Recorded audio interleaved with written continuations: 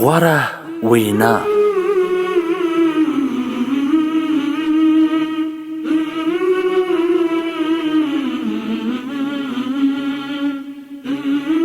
عزتمنو ډیر شان ډیر ګناهونه چې سخت حرام کار دي په شریعت کې، خو شیطان په رنګارنګ طریقو سره چې هغه ته ښایسته نوم زموږ په ذهنونو کې ورکړي یا په یو بله تسلي باندې هغه سخت حرام او د ګناه کارونه موږ ته داسې اسانه او هوسا ښکاره کوي. خو پام کوئ د دې کارونو څخه ځان ساتئ. إن قلبي في وجل يرتجي منك الأمل نجم تيه قد أفل وجنون. رشوت ته د شیرینۍ نوم ورکړي، مه کوه دا رشوت مه خورئ، دا خو شیریني ده. نجم تيه قد أفل وجنون قد عقل والهدى قلبي دخل والهدى قلبي دخل. سروز ما اوره، موسیقي ما اوره، دا خو د روح غذا ده، د اعصابو د آرام د پاره. خاطبي الجلل للعلي ذي الجلال يا رجل عباد يا ملاذ التائهين. پردي ښځو ته مه ګوره، یو وارې خو مې ورته وکتل، یو وارې خو یې کتل جایز.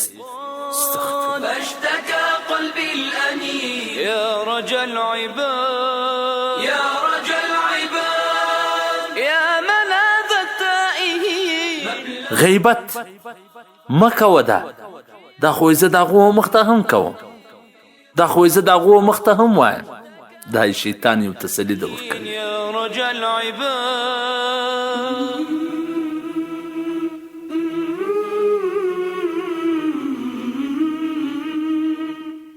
بخیلی چې دومره بخیل مه جوړېږه، جواب به څه وي؟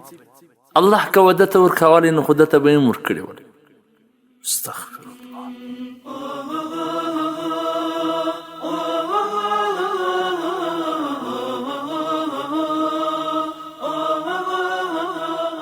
درواغ مه وایه، وایي په دې کې خو ډېر مصلحت دی، ګټه پکښې، شیطان یې تسلي ده ورکړي.